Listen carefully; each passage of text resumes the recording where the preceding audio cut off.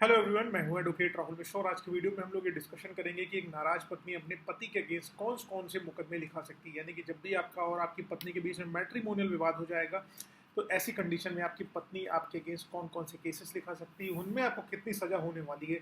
ये सारी की सारी चीज़ें मैं आप लोगों को आज डिटेल में बताऊंगा। लेकिन उससे पहले हर बार की तरह मेरी आप लोगों से रिक्वेस्ट है कि अगर आप लोग चैनल पर नए हैं या पहली बार आ रहे हैं या अभी तक आप लोगों ने इसे सब्सक्राइब नहीं किया तो प्लीज़ सब्सक्राइब करिएगा। साथ ही साथ एक हम्बल रिक्वेस्ट और है, अगर आप मुझसे पर्सनली मिलना चाहते हैं लखनऊ, दिल्ली, इलाहाबाद में, तो आप अपनी अपॉइंटमेंट शेड्यूल कराकर मुझसे मिल सकते हैं। नंबर आपको डिस्क्रिप्शन में मिल जाने वाला है।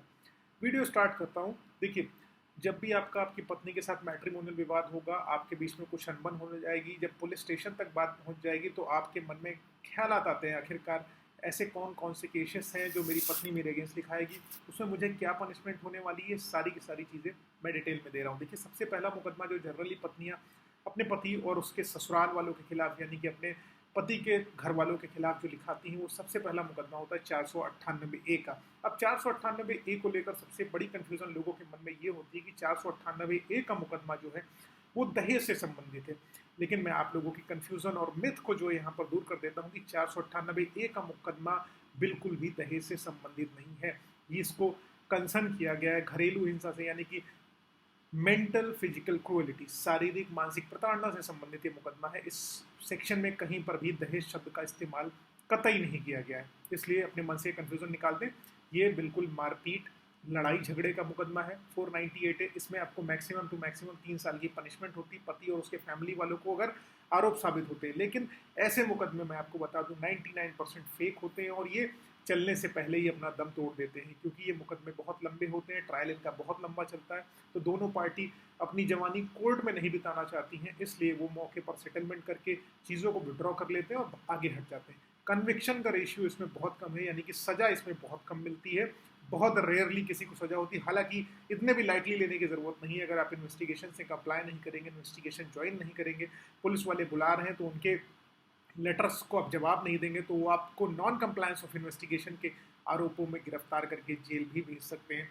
अब दूसरा मुकदमा जो जर्नली पत्नियों द्वारा किया जाता है, वो दूसरा मुकदमा बेसिकली है 406 आईपीसी में। यानी कि लोग इस चीज़ को लेकर कंफ्यूज रहते हैं कि इस मुकदमे का तात्पर्य सिर्फ और सिर्फ स्त्री धन से संबंधित है, लेकिन इसका तात्पर्य स्त्री धन से ही केवल नहीं है। क्रिमिनल ब्रीच ऑफ ट्रस्ट है, यानी कि आपके द्वारा किसी व्यक्ति को कोई सामान दिया गया, वस्तु दी गई कि आप उसका उपभोग करिए और उसके बाद मुझे एक नियत समय बाद वापस दे दीजिएगा, लेकिन वो सामान उसके द्वारा लौटाया नहीं जाता है। तो ऐसी कंडीशन में 406 का मुकदमा जनरली वाइफ द्वारा किया जाता है कि उनका जो भी सामान था, उनकी ज्वेलरी थी, उनके जो भी मायके से उनको गिफ्ट मिले हुए थे, चाहे बेड हो, सोफा हो, डाइनिंग टेबल हो, जो दुनिया भर के नौटंकी वो लोग लिखाते हैं, काउसेल में एक लंबी चौड़ी लिस्ट दे देते हैं, वो सारा का सारा वो उसको स्त्री धन के तौर पे कंसिडरेशन में लेके आते हैं और उसके लिए वो 406 आईपीसी का मुकदमा करते हैं और इसमें भी आपको 3 साल की अधिकतम सजा हो सकती है। उसके बाद जर्नली जब 498A लिखाया गया तो मारपीट के एलिगेशन भी लगाए गए होंगे, तो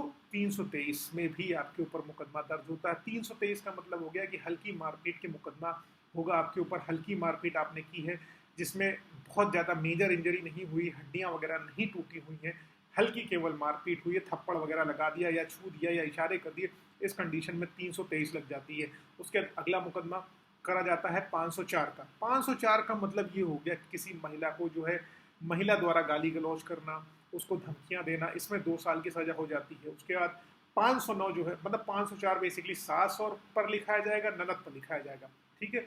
509 जो होगा ससुर पर या देवर पर लिखा दिया जाएगा कि जो है गाली गलौज करी, अपमानजनक बातें करी, इसके लिए भी उसमें 3 साल की सजा का प्रावधान किया गया। कई बार आप लोग देखते हैं कि हल्की मारपीट हुई लेकिन पत्नी ने आरोप लगा दिया कि मेरा गर्दन इनके द्वारा दबा दिया गया, तो उस कंडीशन में 307 के एलिगेशन लगा दिए जाते हैं। और 307 का एलिगेशन ऐसा एलिगेशन है कि इससे एफआईआर को कॉग्निजिबल बना दिया जाता है। ये कॉग्निजिबल ऑफेंसेस के एलिगेशन सिर्फ इसलिए लगाए जाते हैं क्योंकि पहले 498 में इमीडिएट अरेस्ट होती थी, जितने लोगों के नाम होते थे उनकी गिरफ्तारी हो जाती थी, जेल भेज दिया जाता था, पूरी की पूरी लाइफ स्पॉइल हो जाती थी। लेकिन अब ऐसा नहीं होता है, इसलिए महिलाओं द्वारा 498A के साथ जो है कॉग्निजिबल सेक्शन लगाए जाते हैं, इसीलिए 307 भी लगाया जाता है ताकि पति पक्ष के घर वालों की गिरफ्तारी वो सुनिश्चित करा सके, ठीक है। इसमें आपको 10 साल की सजा हो जाने वाली है 307 अगर लगवाती हैं। अब देखिए, दूसरी धारा जनरली ससुर के ऊपर लगाई जाती है और जो है देवर के ऊपर लगाई जाती, वो 354 लगा दी जाती, या 376। कुछ निकृष्ट केसों में मेरे द्वारा देखा गया, इलाहाबाद हाईकोर्ट में मैंने किया भी है, उसमें 376 भी ससुर के ऊपर और देवर के ऊपर लगाई गई है, जिसकी सजा बहुत हैवी है। आप सब जानते हो उसमें लाइफ इम्प्रिजनमेंट तक के चांसेस हो सकते हैं। 354 छेड़खानी का मुकदमा है, इसमें आरोपी को जो है 1 से 5 साल की सजा हो जाती है। ये ससुर और देवर के ऊपर जनरली लगा दी जाती है कि इनके द्वारा मुझे किचन में पकड़ा जाता था, अलग अलग इशारे किए जाते थे, बदतमीजियाँ की जाती थी, ये सारे के सारे एलिगेशन लगा दिए जाते हैं जनरली महिलाओं द्वारा। इस कंडीशन में भी, और ये सेक्शन इसलिए लगाया जाता है 354 वाला भी, कि FIR को संज्ञेय बना दे, महिला के अगेंस्ट कंप्लीटली फैमिली वालों को कर दें और सीधे के सीधे जेल भेज दें। ये सारे के सारे सेक्शन इसलिए एड ऑन किए जाते हैं। 376 का मैंने बता ही दिया, उसमें लंबी पनिशमेंट है, ठीक है।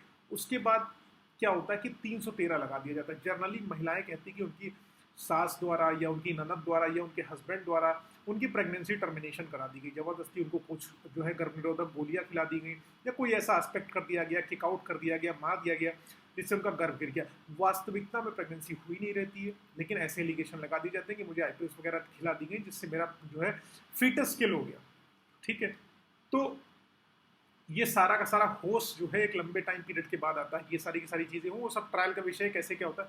जनरली ये एलिगेशन भी महिलाओं द्वारा प्रूफ करना बड़ा कठिन हो जाता है, और विवेचना के दौरान ही ये हट जाता है, क्योंकि अगर प्रेगनेंसी टर्मिनेशन हुआ है, कहीं ना कहीं आप डॉक्टर को कंसल्ट की होंगी, डॉक्टर ने मेडिकल रिपोर्ट दी होगी, और वो मेडिकल रिपोर्ट प्रोड्यूस करने में महिलाएं काफ़ी हद तक विफल हो जाती हैं, जो गलत होती हैं। I am not talking about everyone कि दैट नो वन इज पीड़ित फ्रॉम दिस पर्टिकुलर कंडीशन की 498 नहीं हो रहा है, मारपीट नहीं हो रही है। I do agree with this facts and circumstances that these things are going in our society, but वहीं पर कई ऐसी चीज़ें हैं जो नहीं हो रही हैं, लेकिन उनको भी लगाया जा रहा है। मैं यहाँ पर स्पेसिफिकली फॉल्स केसेस की बात कर रहा हूँ, इसलिए अगर महिलाएं सोच रही हैं कि मैं उनका विरोधी हूँ, तो प्लीज़ आप वीडियो स्किप कर सकते हैं। I don't have any issue from that, ठीक है। आगे हम लोग बढ़ते हैं। 313 गर्भपात का एलिगेशन लगा दिया, 10 साल की सजा हो जाएगी अबॉर्शन कराने के लिए। FIR कॉग्निजेबल बन गई, आप जो है बेल के लिए भागने की कोशिश करोगे। सारी की सारी कंडीशन इसमें हैरेसमेंट वाली है, आपकी होने वाली है। उसके बाद अगला चीज़ क्या करती है महिला क्या करती है, 494 के एलिगेशन भी आपके अगेंस्ट लगा सकती है, अगर आपके द्वारा ऐसा किया गया है कि आपने बिना जो है पहली पत्नी को तलाक दिए हुए दूसरी शादी कर ली। अगर है तो बिल्कुल लगना चाहिए, इसके लिए 7 साल की सजा होगी। उसके बाद सबसे खराब आजकल 498 की FIR में जो चीज़ हो रही है वो ये हो रही है कि 377 के एलिगेशंस लगाए जा रहे हैं, यानी कि unnatural sex, unnatural sexual offences के एलिगेशन लगाए जा रहे हैं हस्बैंड के ऊपर, जिससे FIR को कंप्लीटली कॉग्निजेबल बना के 10 साल की सजा दिला दी जाए, अरेस्ट, ताकि इमीडिएट इंश्योर हो जाए हस्बैंड की। इसलिए ये सारे के सारे एलिगेशन लगाए जा रहे हैं हस्बैंड के ऊपर। अब दूसरी चीज़ें, ये जो मैंने मोटे मोटे 10, 12, 15 सेक्शन आपको बता दिए, इसमें FIR होगी। उसके बाद जब ये सारे क्रिमिनल नेचर के मुकदमे लिखाने के बाद अब महिला आपके अगेंस्ट क्या करेगी, क्योंकि उसको आपको शोषित करना है, प्रताड़ित करना है, हैरेस करना है। अगर उसने झूठे केसेस करने हैं तो देखिए अब यहाँ पर कंडीशन आएगी 125 CRPC में वो आपके अगेंस्ट मेंटेनेंस का केस फाइल करेगी, मेंटेनेंस की डिमांड करेगी, ठीक है। हस्बैंड हो, आपको मेंटेनेंस देना पड़ेगा। सुप्रीम कोर्ट के बहुत सारे जजमेंट है, whether you are working or not, you will have to do physical labour for paying maintenance to the wife. Court का साफ साफ जजमेंट है कि आप हस्बैंड हो, आप फिजिकल लेबर करो, आप कुदार चलाओ, जाके फावड़ा चलाओ, लेकिन आपको अपनी पत्नी को मिनिमम मेंटेनेंस जो कोर्ट डिसाइड करेगा वो देना ही देना पड़ेगा, ठीक है। क्योंकि आप पति, पत्नी वो है, उनकी मैट्रिमोनियल ऑब्लिगेशंस क्या है पति के प्रति और पति के परिवार वालों के प्रति, उनकी जिम्मेदारियां क्या है, इस पर nobody is going to discuss. But being a husband, आपको कुछ भी हो जाए उनको कमा के खिलाना है, nobody is looking at that matter. वो अलग का विषय है, उस पर हम लोग डिटेल में आगे बात करने वाले हैं। उसके बाद आपकी पत्नी, आप मेंटेनेंस ले रही, अगर आप डाइवोर्स डाल रहे हो तो 24 HA में, हिंदू मैरिज एक्ट में मेंटेनेंस ले रही, डाइवोर्स डाल रहे हो उसमें मेंटेनेंस ले रही।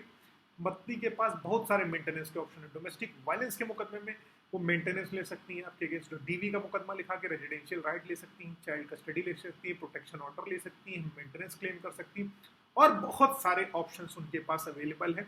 बट बीइंग हस्बैंड आपके पास कुछ भी नहीं है एक तरीके से।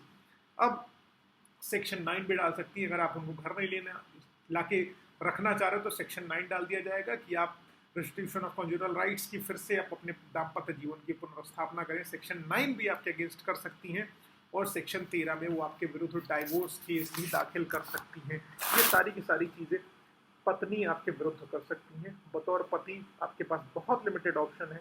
हाँ, लेकिन एक चीज़ स्टार्टिंग में मैं मुझे बताना चाहिए था, लेकिन मैं एंड में बता रहा हूँ कि अगर जब भी आपको एप्रीहेंशन है कि आपके अगेंस्ट फॉल्स केसेस आपकी वाइफ कर सकती है, सिंपल सा आप एक इंफॉर्मेटरी पिटीशन सीजीएम साहब के यहाँ सबमिशन में दे दीजिए।